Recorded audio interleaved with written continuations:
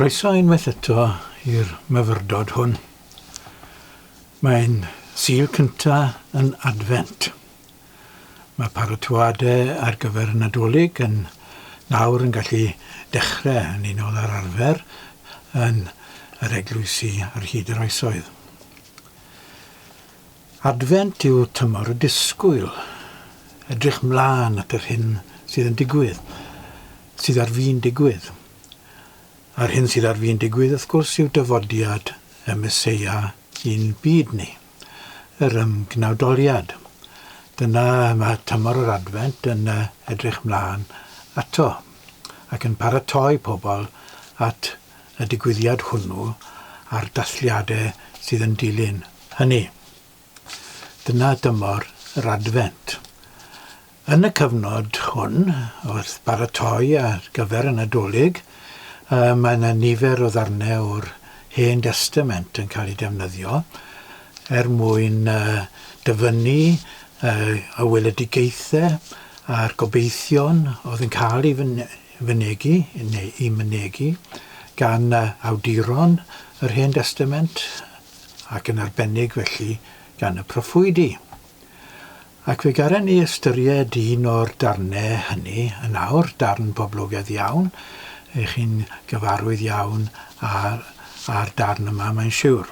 Mae'n dod o lyfr y proffwyd Eseia, a'r unfed bennod ar 10, a gweud y gwir, mae'r darn yn dechrau ar ddiwedd y 10fed bennod.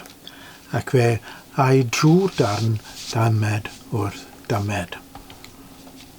Dyma fel mae'n dechrau. Sôn yma proffwyd am dorri'r goedwig.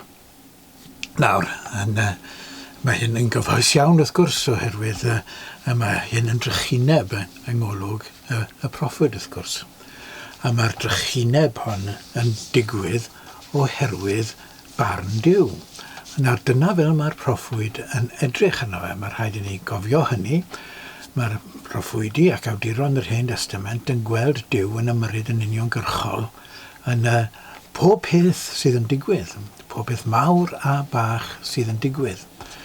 Nawr, i ni wedi newid yn ffordd o weld hynny o dan ddylanwad, wrth gwrs, yr Efengylau a Iesu yn arbennig, ac nid gweld pob drwg sydd yn digwydd yn ein byd ni fel dymuniad Duw ac ewyllus Duw, ond gweld Duw yn gweithredu yn mhob drwg, yn y sefyllfaoedd ofnadw sydd yn digwydd. Ond mae Eseia'n pwysleisio, mae Duw sydd yn gyfrifol am gwmpo'r cod yn y goedwig. Dyma fel mae'n dweud. Wele yr arglwydd y lluoedd, yn cymynnu'r prenau yn frawchus. Torri'r ymaith y rhai talgrif a chwympu'r y rhai uchel. Tyr a bwyell lwyni'r goedwig a syrth Lebanon a'i choed cadarn. Nawr mae'r fforest yn cael ei gliro ac mae'r cod mawr cryf sydd wrth gwrs yn rhan o'r ddelwedd yma. Maen nhw'n cynrychioli teulu brenhinol yn Judea yn y cyfnod hwn. Mae Eseia yn gweld y Babiloniaid yn paratoi ar gyfer ymosod ar Judea, ac fe fydd yn sicr o ddinistrio Judea. Dyna fel mae'r proffwyd yn rhagweld, ac mae'r holl bobl bwysig yn mynd i gael ei difa, a hefyd y bobl gyffredin. Teulu brenhinol a'r bobl bwysig yw'r rhai talgrif, y cod talgrif, a rhai uchel sydd yn mynd i gael ei cwmpo, ac yna mae rhai llwyni'r goedwig, sef y bobl gyffredin, yn mynd i ddioddef hefyd. Ond, nghanol drychineb mae i gyd, mae yna obeth. Ac mae'r gobeith yn dod o ffaith bod yna rai, ac un yn arbennig sydd yn mynd i ddod a rhoi arweiniad cwbl wahanol i'r bobl. A'r un hwnnw, wrth gwrs, yw'r Meseia. Gweledigaeth Feseianedd sydd yma. P'un oedd Eseia yn ystyried, wrth gwrs, edrych mlaen canrifoedd lawer, neu gweld yn y sefyllfa oedd ohoni bod yna arweiniad yn mynd i ddod. Mae hynny, wrth gwrs, yn bwynt i'w drafod ac i'w ystyried. O'r boncyff, o'r cyff a dewir i Jesse, tad y brenin Dafydd. O'r teulu Dafyddaidd, teulu Dafydd, y teulu brenhinol wrth gwrs. Mas o'r teulu hwn, mae yna flagurin yn mynd i ddod. O'r cyff a dewir i Jesse, fe ddaw flagurin, ac fe dif cangen o'i wraidd ef. Nawr mae ni fel Cristnogion yn edrych ar hyn fel rhagddweud am ddyfodiad Iesu, wrth gwrs. O deulu Iesu, dyna pam oedd hi'n bwysig ar i'r eglwys fore i bwysleisio ymhlith yr Iddewon, wrth bod nhw'n cenhadu ymhlith yr Iddewon, i bwysleisio bod Iesu'n dod o deulu Dafydd, bod e'n ddisgynydd i Dafydd. Oedd gweledigaethau fel hyn yn pwyso arnyn nhw i wneud hynny. Bydd ysbryd yr arglwydd yn gorffwys arno. Nawr, yn yr Hen Testament, dyna fel nhw'n ystyried oedd y ysbryd glân yn gweithio. Yn gweithio trwy unigolion, trwy bobl, ysbryd Duw ar waith. Oedd ysbryd Duw ar waith yn ymhlith y proffwydi, wrth gwrs. Oedd ysbryd Duw ar waith ymhlith nifer o bobl eraill oedd yn cael ei ysbrydoli ganddo fe, yn cynnwys Brenin Dafydd yn ôl awduron yr Hen Testament a brenhinoedd ambell un o brenhinoedd eraill a fi. Nawr cyfeirio yma Eseia yn y fan hon at y brenin delfrydol, at arweinydd delfrydol i'r genedl.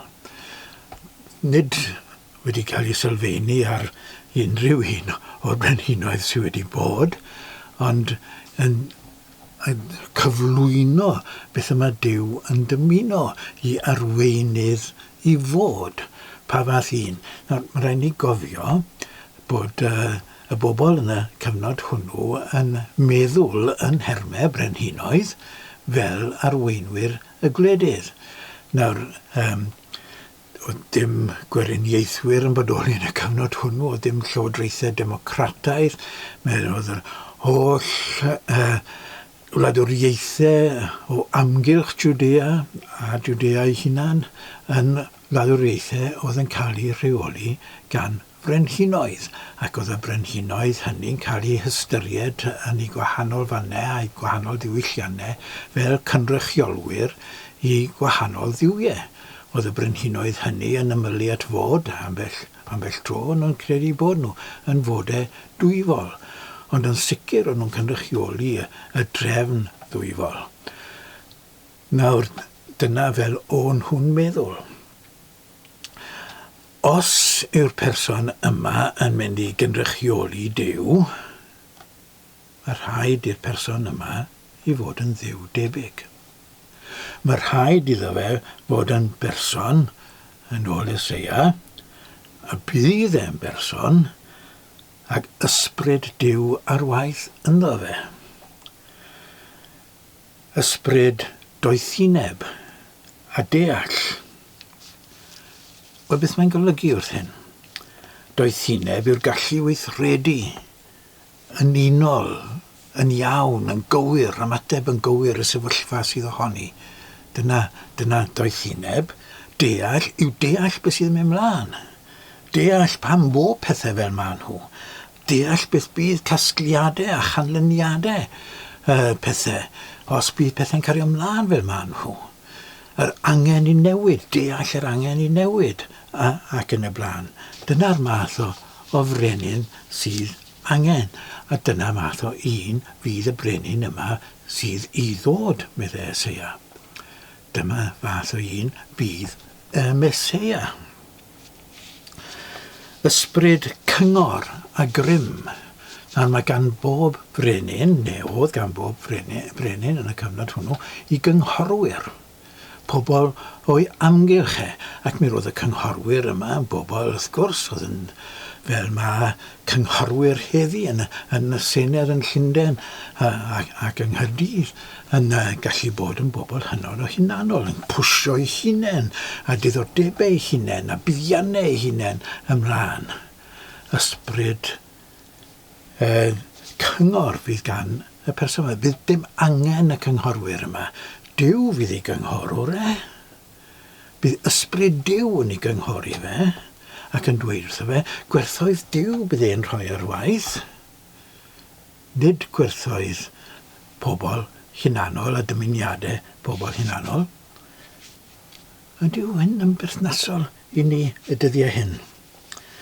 Ysbryd grym a gwybodaeth o'r arglwydd.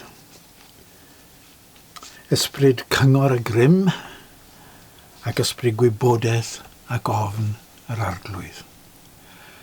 Ysbryd cyngor, ni wedi sylwi, grym, y gallu i wneud y gallu roi i ddymuniadau ar waith, y gallu a'r awydd i weld pethau'n digwydd, i'n flyna fydd ac hefyd mae cario ymlaen i ddweud ysbryd gwybodaeth ac ofn yr arglwydd.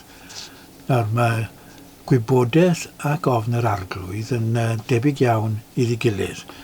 Mae pobl yn camddeall ofn yr arglwydd, wrth gwrs yn meddwl bod rhywbeth sydd yn halawfan dychryn ar bobl yw Dyw. Na, nid yn y cyswllt hynny. Mae ofn yr arglwydd yn golygu fel mae Beibl.net yn ei gyfieithu fe, parch at yr arglwydd.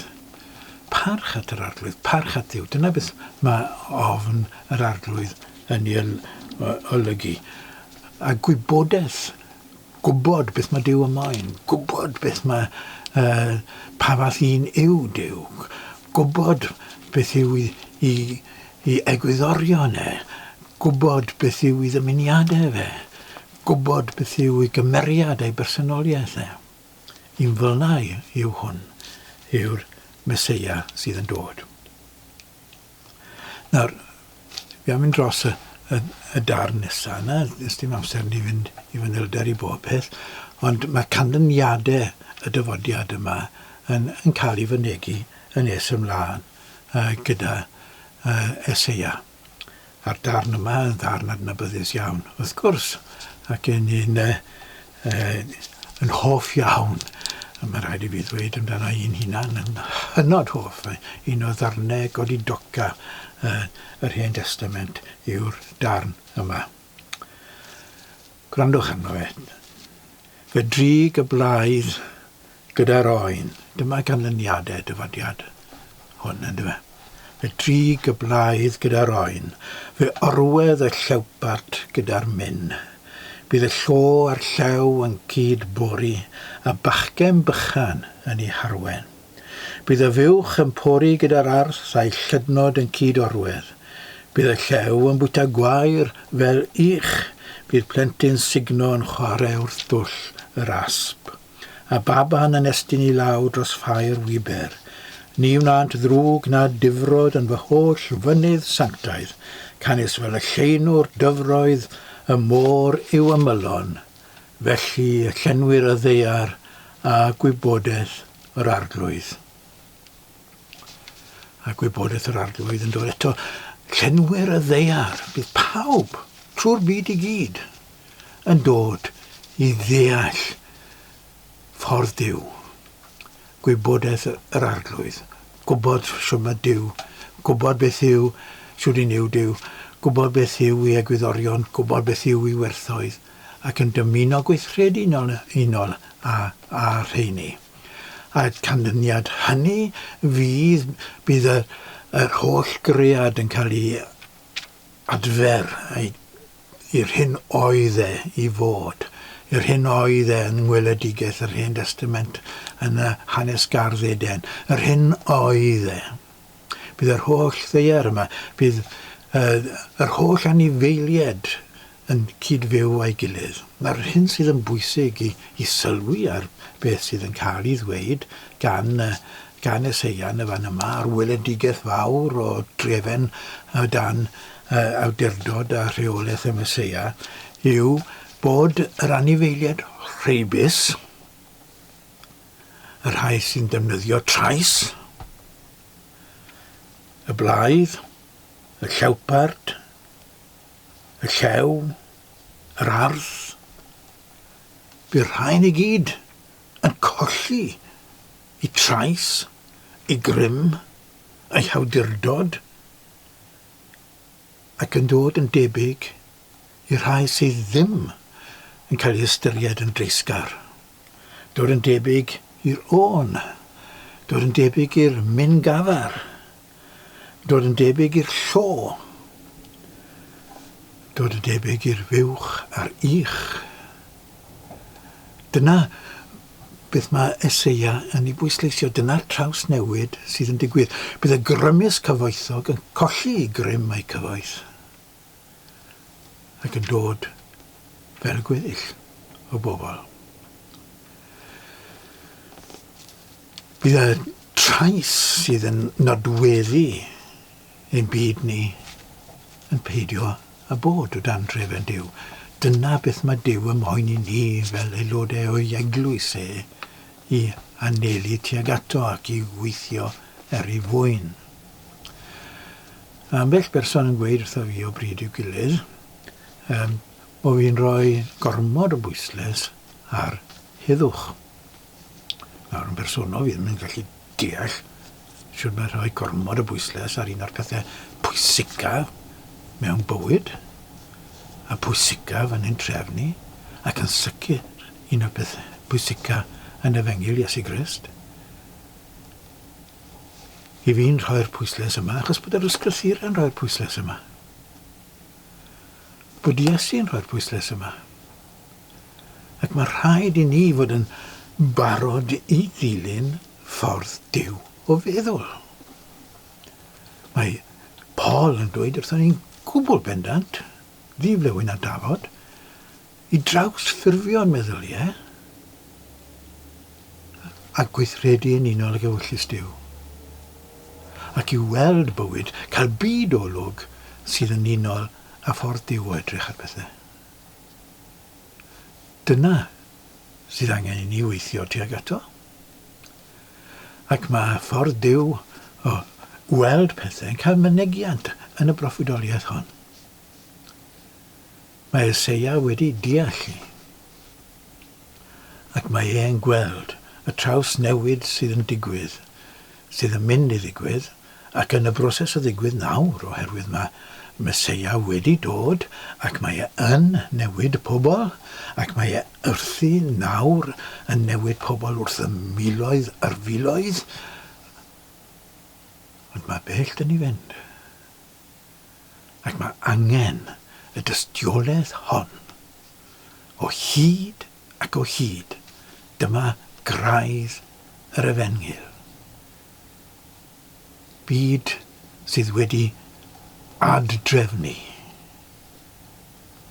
gan gosod parch rhwng dynoliaeth a natur, dynoliaeth a'r cread, gan osod y drefn yma a'r awydd yma I weld trefen Duw, I weld egwyddorion Duw ar waith. Bob endydd a pob dymuniad da I chi yn yr ymdrech.